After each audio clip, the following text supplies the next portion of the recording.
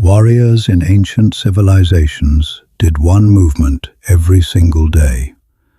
Not as exercise, not as training, not as a health practice they had been told to follow. As living. They sat in it, they worked in it, they rested in it, they ate in it, prayed in it, gathered around fires in it. They moved through it dozens of times each day, without a second thought. And they never had weak knees.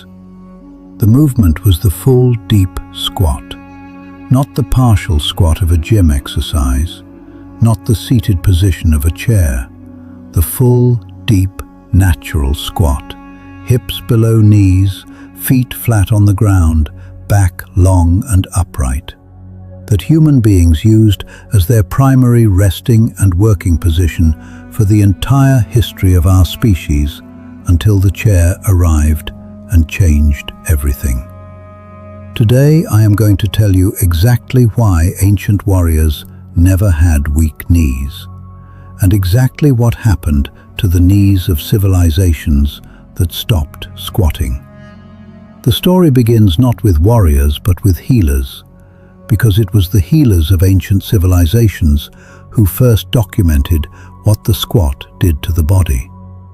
Ancient Indian Ayurvedic physicians described the deep squat as one of the foundational positions of human health. They observed that patients who regularly used the deep squat as a resting position maintained better knee function, better hip mobility, better spinal health, and better digestive function into old age than those who did not. They called the deep squat the mother of all postures, not because it was the most dramatic or the most demanding, but because it was the position from which all other strength and movement arose. Ancient Chinese physicians who studied the relationship between posture and organ health observed that communities who used the deep squat daily showed notably better lower body vitality, better circulation in the legs, better function of the digestive organs, better elimination, and far less of the knee and hip deterioration that appeared in populations who sat differently. They noted this difference. They preserved it. They prescribed regular squatting to patients whose lower body health was declining. In the ancient Greco-Roman world, athletes and warriors who trained under the guidance of physicians were specifically instructed in the maintenance of the deep squat position as a daily practice, not as part of their athletic training, but as a fundamental maintenance of the body's structural health. They were being prescribed what their bodies already knew, what we have largely forgotten. Here is what the deep squat actually does to the human body, and why the knees that perform it daily are the knees that last. The first thing the deep squat does is the thing that makes it irreplaceable, the thing that no other exercise or movement fully replicates. It distributes load across the entire knee joint evenly. The knee is not a simple hinge. It is a complex joint with multiple contact surfaces: the medial compartment, the lateral compartment, and the patellofemoral joint, where the kneecap meets the femur. For the knee to remain healthy across decades of use, all three of these contact surfaces need to be regularly loaded and unloaded through their full range of motion. Sitting in a chair loads none of them meaningfully. Standing loads two of them partially. The deep squat loads all three through the complete range of motion that the knee was designed to experience. Ancient warriors who squatted daily were, without knowing it, performing the most complete maintenance possible for the complex machinery of the knee. Every deep squat distributed compressive load across every contact surface. Every return to standing decompressed those surfaces. The cartilage, which has no direct blood supply and receives its nutrients through the compression and decompression of movement, was nourished by this cycle every time it occurred. Cartilage that is not regularly loaded and unloaded through its full range does not receive the nutrient exchange it requires. It dries, it thins, it develops the microscopic tears that accumulate over years into the joint degeneration that modern medicine calls osteoarthritis. Ancient warriors did not develop this degeneration, not because their cartilage was different from ours, but because they used their knees the way knees were designed to be used, every single day. The second thing the deep squat does is strengthen the muscles that protect the knee from the forces that would otherwise damage it.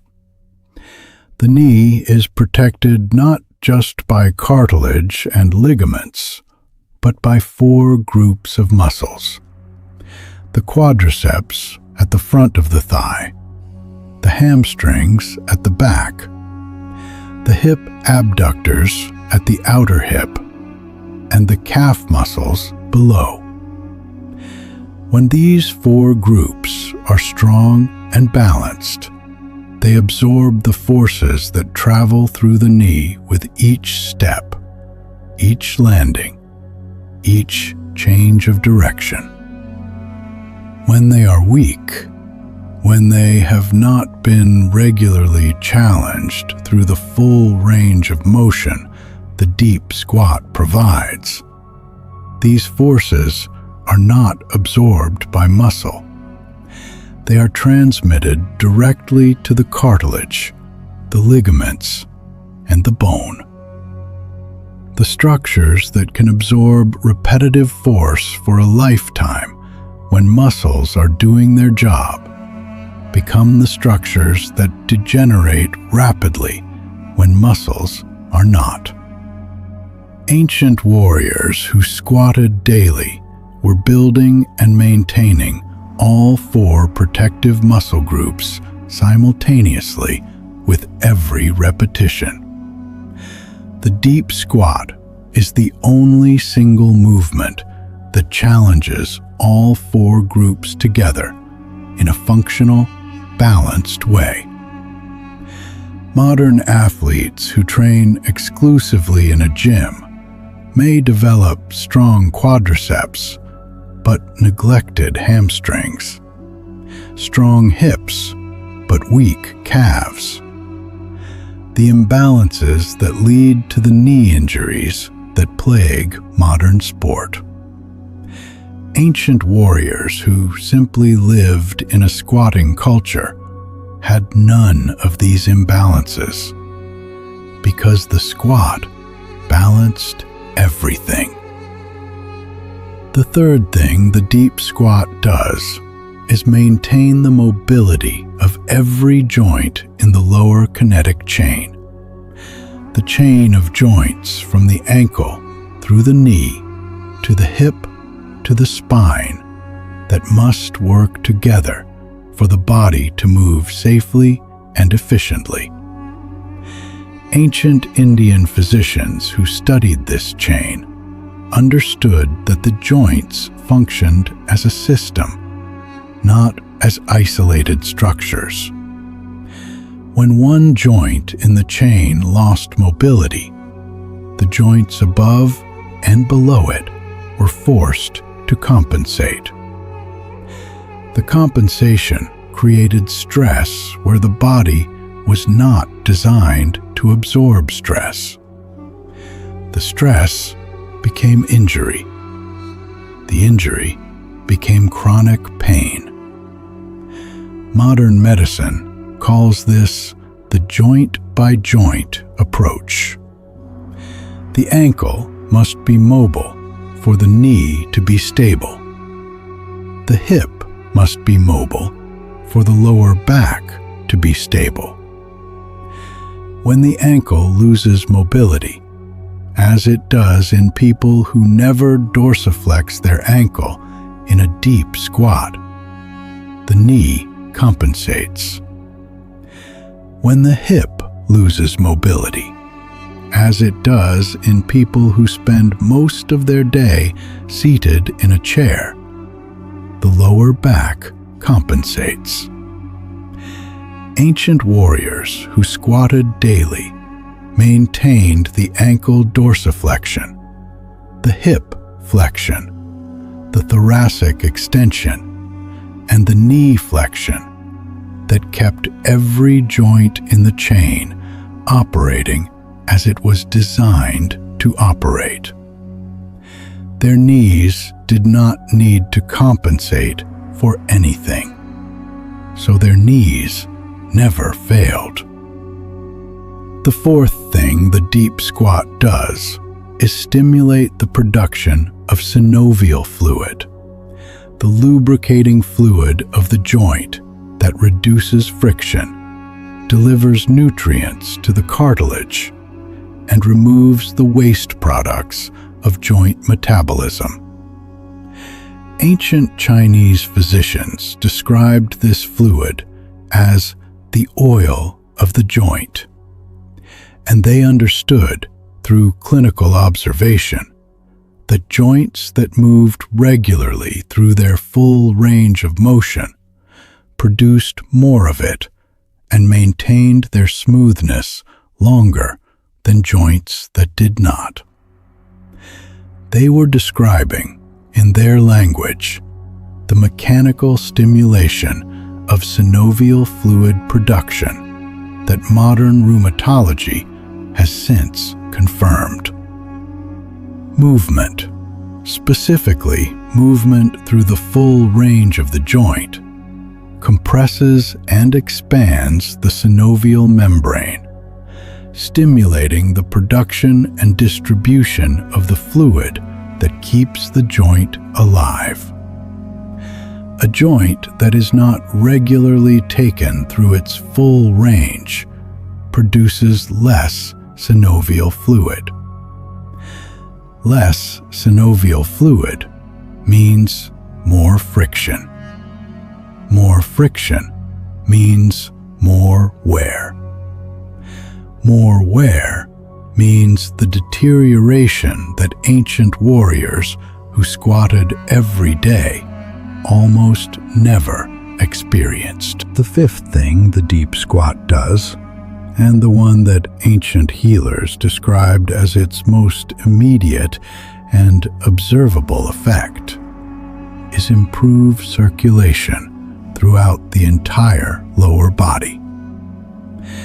Ancient Ayurvedic physicians observed that patients who performed the deep squat daily showed markedly better circulation in the legs, fewer of the varicose veins, the cold feet, the night cramps, and the heavy, aching legs that accumulated in people whose lower body circulation was sluggish. The deep squat is one of the most effective natural venous return mechanisms available to the human body. When the deep squat position is held, the calf muscles, which act as a secondary heart for the venous circulation of the lower body, are placed under stretch and then activated through the return to standing. This activation pumps blood back up through the venous system with a force that passive standing or sitting cannot replicate. Ancient warriors who squatted regularly were maintaining the lower body circulation that delivered oxygen and nutrients to every tissue in the leg, including the cartilage and bone of the knee joint itself.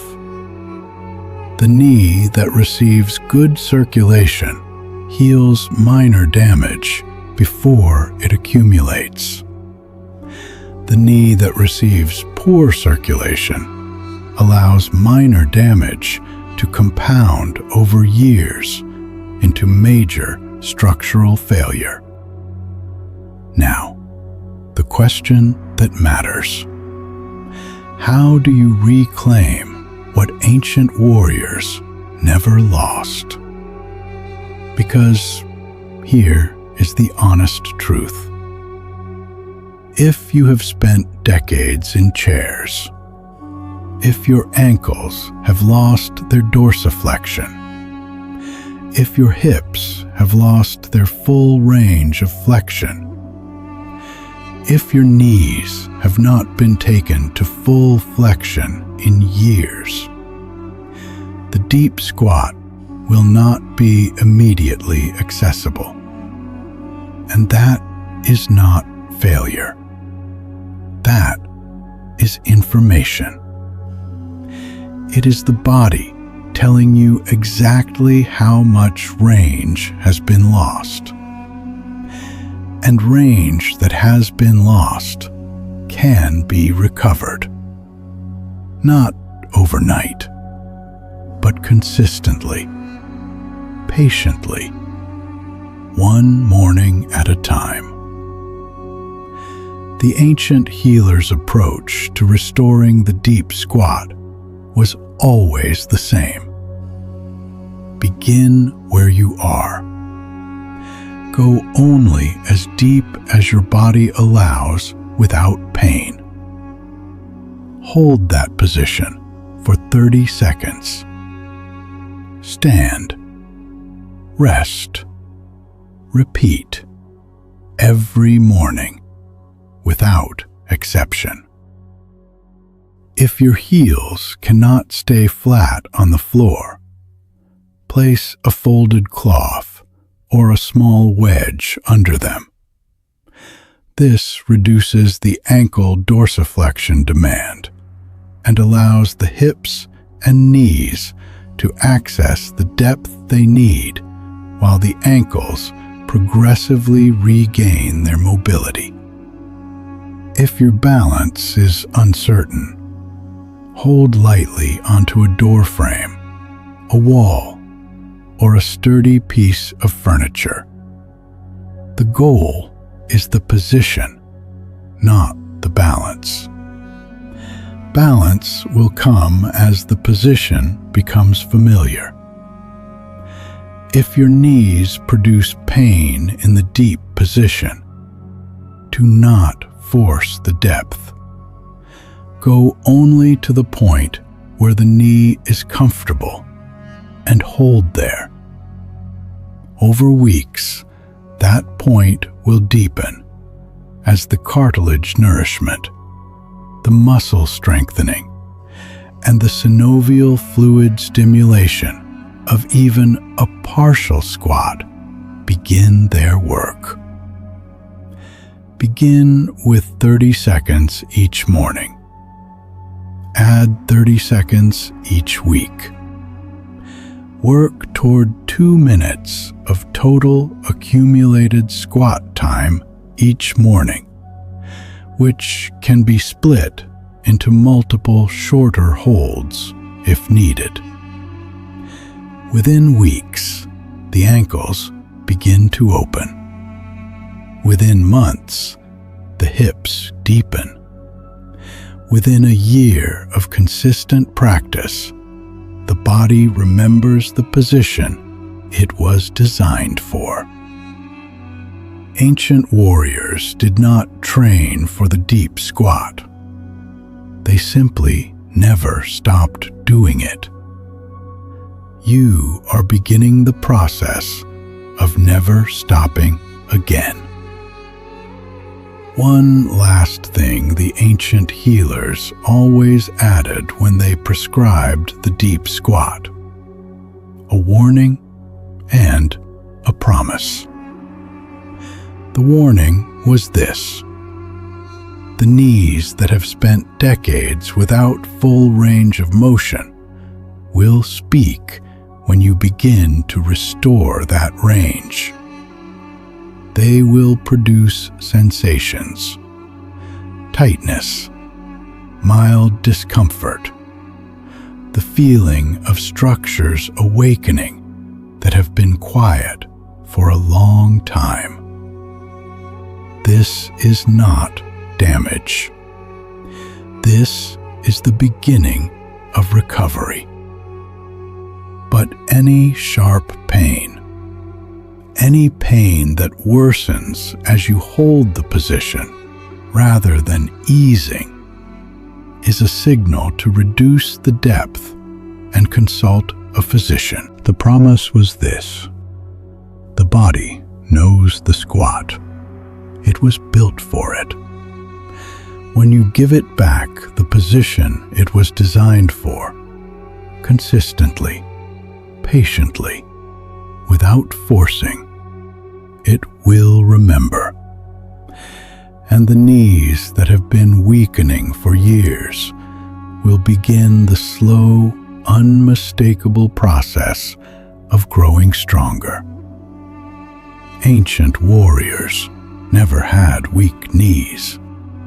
Not because they were exceptional, because they never stopped doing the one movement that kept the knee alive. Now you know what it is. Now you know why. And now you know how to begin. If this gave you something useful today, share it with one person whose knees have been giving them trouble. A parent who struggles with stairs. A friend whose knees ache after long days. Someone who has been told their joint degeneration is simply the result of aging and nothing can be done. The healers always shared what they knew. That is exactly how this knowledge survived for thousands of years. Subscribe to Ancient Body Wisdom and come back every single week, because there is so much more they knew, and we are only just beginning. I will see you in the next one.